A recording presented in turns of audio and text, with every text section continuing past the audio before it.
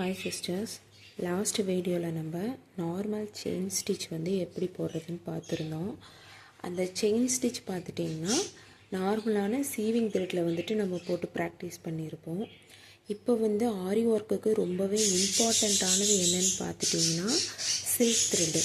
ஓகேங்களா, எந்த ஒரு ஃப்ளவர் ஃபில்லிங்காக இருந்தாலும் சரி, லீஃப் ஃபில்லிங்காக இருந்தாலும் சரி, நீங்கள் இந்த சில்க் த்ரெட்டில் வந்துட்டு நீங்கள் ஒர்க் பண்ணையில் ரொம்பவே அழகாக இருக்கும். இது வந்து ஒரு ஷைனிங் லுக் கொடுக்கும். சரிங்களா, இன்றைக்கி இந்த த்ரெட்டில் தான் வந்துட்டு நம்ம கற்றுக்க போகிறோம். இது வந்துட்டு டபுள் பெல்லோட சில்க் த்ரெட். ஓகேங்களா, எல்லா பிராண்டோட டபுள் த்ரெட் வந்து கொஞ்சம் நல்லாயிருக்கும். இப்போ நீங்கள் என்ன பண்ணுறீங்கன்னா, அதாவது நமக்கு வந்து 2 த்ரெட்டு வந்து தேவைப்படுது. சில்க் த்ரெட் நம்ம ஒர்க் பண்ணும்போது நமக்கு 2 த்ரெட்டு தேவைப்படும்.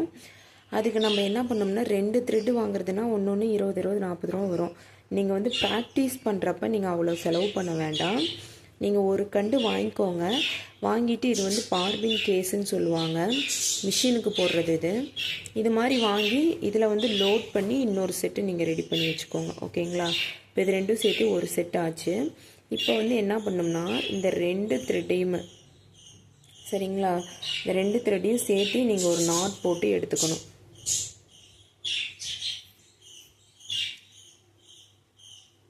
ஈர கையோடலாம் தயவு செஞ்சு ஒர்க் பண்ணாதீங்க, ப்ராக்டிஸ் பண்ணாதீங்க. ஈரத்தோடு நீங்கள் இந்த த்ரெட்டை வந்து தொட்டிங்க அப்படின்னா த்ரெட்டு வந்து சீக்கிரம் கட் ஆயிரும். சரிங்களா, கையில் வந்து ஈரம் மட்டும் பட்டுக்கக்கூடாது. இந்த மாதிரி 2 த்ரெட்டையும் ஜாயின் பண்ணி ஒரு நாட் போட்டு எடுத்துக்கோங்க. ஓகேங்களா, அடுத்தது வந்துட்டு நீடில் எப்போதும் போல் டூலிப்பில் நம்பர் 14 நீடில் தான் நான் இன்றைக்கி யூஸ் பண்ணுறேன். ஓகேங்களா, இப்போ இந்த நீடில் இந்த த்ரெட்டை 2 அடிப்பக்கம் வச்சுக்கலாம்.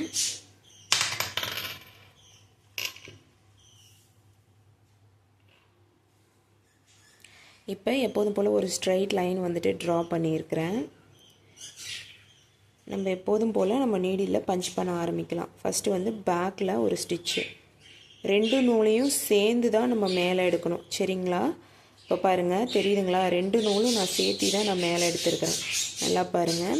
உங்களுக்கு ஸ்டார்டிங்கில் நீங்கள் சில்க் த்ரெட்டில் நீங்கள் ட்ரை பண்ணுறப்ப இந்த மாதிரி 2 நூல் சேர்த்தி வர்றது ரொம்பவே சிரமம். நீங்கள் எந்த அளவுக்கு வந்துட்டு ப்ராக்டிஸ் எடுக்கிறீங்களோ அந்த அளவுக்கு வந்து உங்களுக்கு ஈஸியாக இருக்கும். உங்களுக்கு ப்ராக்டிஸ் தான் மெயினான ஒரு விஷயம் ஆரி ஒர்க்கில். சரிங்களா, மேலே நூல் எடுத்தாச்சு. எப்போதும் போல் பேக்கில் ஒரு ஸ்டிச் போட்டுக்கலாம். மெயினாக வந்துட்டு நூல் வந்து சிக்கவே கூடாது. ஓகேங்களா, சில்க் த்ரெட்டில் நூல் சீக்கிரமாக கட் ஆகும், சீக்கிரமாக சிக்கு விழுவும். அதெல்லாம் வந்து இல்லாமல் நீங்கள் பார்த்துக்கணும். அது இல்லாமல் பார்த்துக்கணும்னா என்ன பண்ணணும்னா, ஃபஸ்ட்டு ப்ராக்டிஸ், அதுதான் மெயின். பாருங்கள் எவ்வளோ அழகாக வருது த்ரெட்டு. கொஞ்சம் கூட பிசுறு வரக்கூடாது இந்த த்ரெட்டில். லைட்டாக உங்களுக்கு நூல் டேமேஜ் ஆச்சுனாலும் அங்கங்கே பிசுறு பிசுறாக தெரியும்.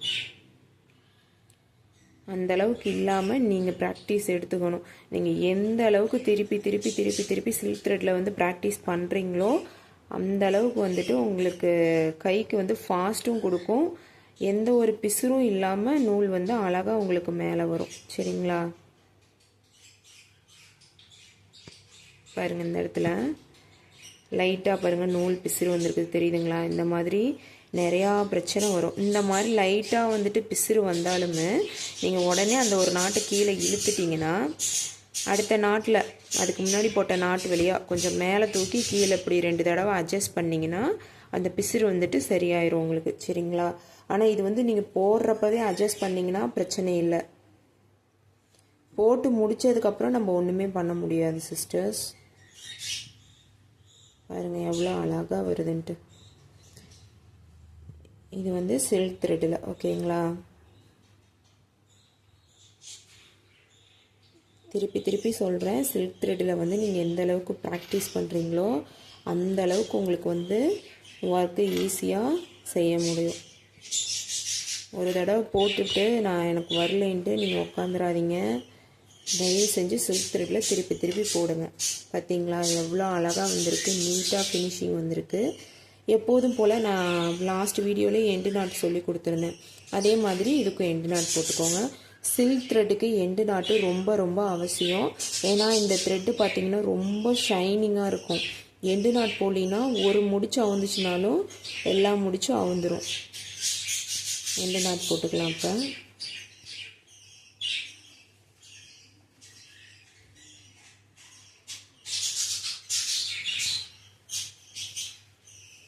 நல்லா கவனித்து பாருங்கள் எண்டு நாட்லாம் நான் எப்படி போடுறேன்ட்டு.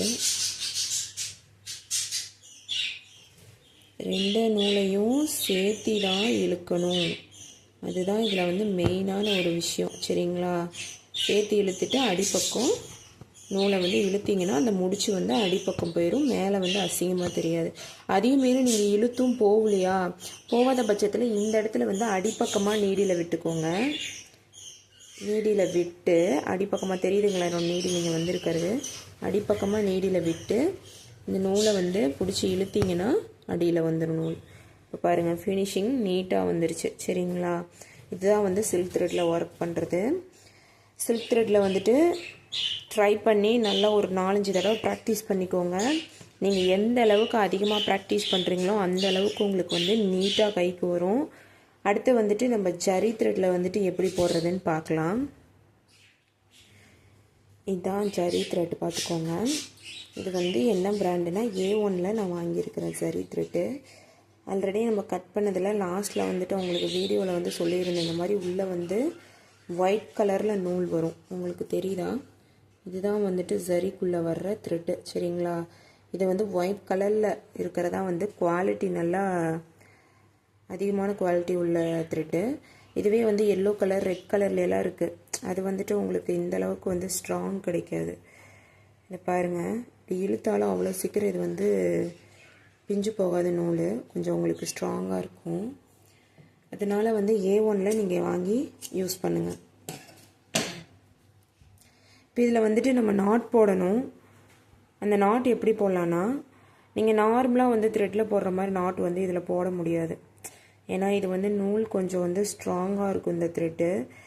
அப்படி நீங்கள் நாட் போட்டிங்கனாலும் நிற்காது உங்களுக்கு. அதனால் நீங்கள் என்ன பண்ணுறீங்கன்னா, ஒரு சின்ன டிப்ஸ் இது, இந்த மாதிரி வந்து நாட்டை வந்து 2ஆக மடிச்சுக்கோங்க. சரிங்களா?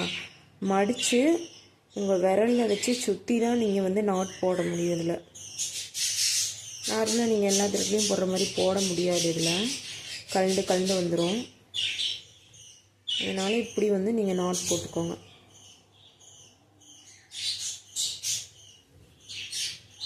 நாட்டும் உங்களுக்கு சீக்கிரம் நல்லா டைட்டாகவும் விழுகும். ஒரு நாட் நீங்கள் அந்த மாதிரி போட்டிங்கனாலே போதும். இந்த எக்ஸஸ் எல்லாத்தையுமே வந்துட்டு கட் பண்ணி எடுத்துக்கலாம்.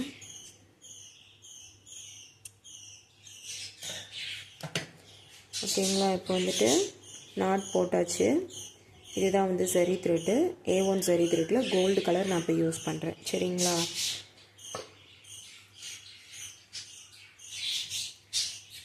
இப்போ இந்த இடத்துல லைட்டாக ஒரு லைன் உங்களுக்கு தெரியுதுங்களா கண்ணுக்கு? சரி, அதை கூட விடுங்க. இதுக்கு பக்கத்துலேயே நான் இன்னொரு லைன் உங்களுக்கு வந்துட்டு ஜரி த்ரெட்டில் போட்டு காமிக்கிறேன். ஃபஸ்ட்டு எப்போதும் போல் நீடில் கிளாத்தில் வச்சு த்ரெட்டை வந்து நம்ம மேலே இழுத்துக்கணும். சரிங்களா? ஜரி த்ரெட்டு எப்போதுமே நம்ம வந்து சிங்கிள் த்ரெட்டாக தான் யூஸ் பண்ணுவோம். டபுள் த்ரெட்டாக யூஸ் பண்ணால் நம்மளால் போட முடியாது. பேக்கில் எப்போதும் போல் ஒரு ஸ்டிச் பண்ணி எடுத்துக்கோங்க. அதுக்கப்புறம் அழகாக நம்ம சொல்லி கொடுத்த மாதிரியே தான் எல்லா செயின் ஸ்டிச்சும். நம்ம த்ரெட்டு மட்டும்தான் வேறு த்ரெட்டில் போடுறோம். இந்த ஜரி த்ரெட் வந்துட்டு நம்ம எந்த இடத்துல யூஸ் பண்ணுவோன்னு பார்த்துட்டிங்கன்னா, எந்த ப்ளவுஸ் நீங்கள் போட்டிங்கனாலும் நெக் லைனில் ஃபஸ்ட்டு ஒர்க் பண்ணுறது இந்த ஜரி த்ரெட்டு தான். நெக் லைன்லேயும் ஸ்லீவ்லேயுமே ஃப்ரண்ட் நெக்லேயுமே இந்த ஜரி த்ரெட்டில் தான் நம்ம வந்து யூஸ் பண்ணுவோம். சரிங்களா? உங்களுக்கு வீடியோவில் தெளிவாக தெரியுதுன்னு நினைக்கிறேன். இவ்வளோதாங்க செயின் ஸ்டிச்சு. நீங்கள் வந்து சில்க் த்ரெட்டில் மட்டும்தான் உங்களுக்கு ரொம்பவே கஷ்டம். சீவிங் த்ரெட்டில் போடுறதோ இல்லை ஜரி த்ரெட்டில் போடுறதோ உங்களுக்கு கஷ்டமே கிடையாதுங்க. அது ஜரி த்ரெட்டில் ரொம்பவே ஈஸி. உங்கள் நீடியில் வந்து டப்புன்னு மாட்டும். சரிங்களா? இப்போ முடிச்சிட்டேன். இந்த இடத்துல எண்டு நாட் போட்டுக்கலாம்.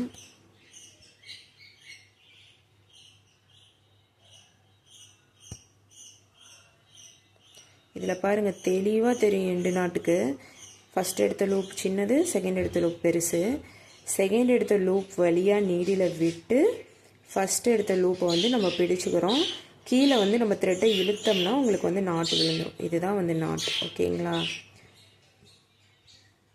இப்போ வந்து ஜரி த்ரெட்லேயும் நான் உங்களுக்கு போட்டு காமிச்சிட்டேன்.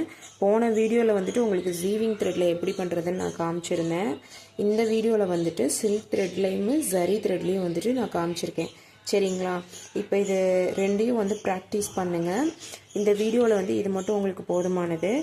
இந்த silk thread, zari thread, சீவிங் thread இது மூணையுமே 1 by 1 ஒரு ஸ்ட்ரைட் லைன் போட்டு நீங்கள் அதில் இதே மாதிரி நீங்கள் ஒர்க் பண்ணி காமிங்க. ஃபஸ்ட்டு வந்து சீவிங் த்ரெட்டில் ப்ராக்டிஸ் பண்ணுங்கள், செகண்டாக வந்துட்டு சில்க் த்ரெட்டில் ப்ராக்டிஸ் பண்ணுங்கள், மூணாவதாக நீங்கள் ஜரி த்ரெட்டில் ப்ராக்டிஸ் பண்ணுங்கள். ஏன்னா ஜரி த்ரெட்டில் ப்ராக்டிஸ் பண்ணுறப்போ உங்களுக்கு ரொம்பவே அது ஈஸியாக இருக்கும். நீடிலில் வந்துட்டு அந்த நூல் வந்து அவ்வளோ சீக்கிரம் சிக்காது, அழகாக மேலே மேலே வந்துடும். நீங்கள் ஃபஸ்ட்டே வந்து அதில் ப்ராக்டிஸ் பண்ணி பழவிட்டிங்கன்னா உங்களுக்கு சில்க் த்ரெட் வந்து ரொம்பவே கஷ்டமாக தெரியும். சில்க் த்ரெட்டை வந்து அப்புறம் நீங்கள் அவாய்ட் பண்ண ஆரம்பிச்சிருவீங்க. மெயினாக ஆரி ஒர்க்கில் இந்த சில்க் த்ரெட் தான் வந்துட்டு ரொம்பவே முக்கியமான ஒரு விஷயம். சரிங்களா? இதே மாதிரி எல்லா ஸ்டிச்சஸும் ஒரே டிஸ்டன்ஸில் இருக்கணும். ஒன்று பெருசு ஒன்று சின்னது அப்படி இருக்கக்கூடாது. இந்த மாதிரி ஒரு 4-5 லைன் போட்டு சீவிங் த்ரெட்டில் 2 லைன், சில்க் த்ரெட்டில் 2 லைன், ஜரி த்ரெட்டில் 2 லைன் இதே லென்த்தில் வந்துட்டு எனக்கு போட்டு நீங்கள் ஃபோட்டோ சென்ட் பண்ணுங்கள். நான் உங்களுக்கு கரெக்ஷன் வந்துட்டு என்ன ஏதுன்னு பார்த்துட்டு நான் சொல்கிறேன். நெக்ஸ்ட் வீடியோவில் வந்துட்டு நம்ம இதே மாதிரி இனி ஜரி த்ரெட்டுக்கும் சீவிங் த்ரெட்டுக்கும் இந்த ஒரு ப்ராக்டிஸே போதுமானது, ஸ்ட்ரைட் லைனே போதுமானது. ஆனால் வந்து இந்த சில்க் த்ரெட்டுக்கு பார்த்தீங்கன்னா உங்களுக்கு ஷேப்ஸ் வந்துட்டு நீங்கள் போடுற மாதிரி இருக்கும். சரிங்களா? ஒரு box shape plus round plus Kundan shape இதெல்லாம் வந்து நீங்கள் ப்ராக்டிஸ் பண்ணுற மாதிரி இருக்கும் இந்த சீவிங் த்ரெட்டில், சரி சில்க் த்ரெட்டில். அதனால் இப்போதைக்கு நீங்கள் இதை பண்ணுங்கள். நெக்ஸ்ட் கிளாஸில் ஷேப்ஸ் வந்துட்டு நம்ம எப்படி வேர் பண்ணுறதுன்னு பார்க்கலாம். இன்றைக்கி வீடியோ முடிஞ்சுது. இன்றைக்கி நான் சொன்ன மாதிரி ப்ராக்டிஸ் பண்ணுங்கள். ப்ராக்டிஸ் பண்ணதை எனக்கு ஃபோட்டோ எடுத்து என்னோடய வாட்ஸ்அப் நம்பருக்கு சென்ட் பண்ணுங்கள். ஓகே, நம்மளோட சேனலில் போடுற கண்டென்ட்லாம் உங்களுக்கு பிடிச்சிருந்துச்சு அப்படின்னா சப்ஸ்கிரைப் பண்ணுங்கள் சிஸ்டர், லைக் பண்ணுங்கள். உங்களுக்கு ஏதாச்சும் டவுட் இருந்துச்சுன்னா கமெண்ட் பண்ணுங்கள், நான் உங்களுக்கு ரிப்ளை பண்ணுறேன். நம்மளோட வீடியோவை தொடர்ந்து பாருங்கள், நம்ம சேனலுக்கு என்கரேஜ் பண்ணுங்கள். நீங்கள் பார்க்க தான் எனக்கும் என்கரேஜிங்காக இருக்கும். நானும் அதிக வீடியோஸ் போடுவேன் உங்களோட டவுட் கிளியர் ஆகிற மாதிரி. ரொம்ப தேங்க்யூ சிஸ்டர்ஸ்.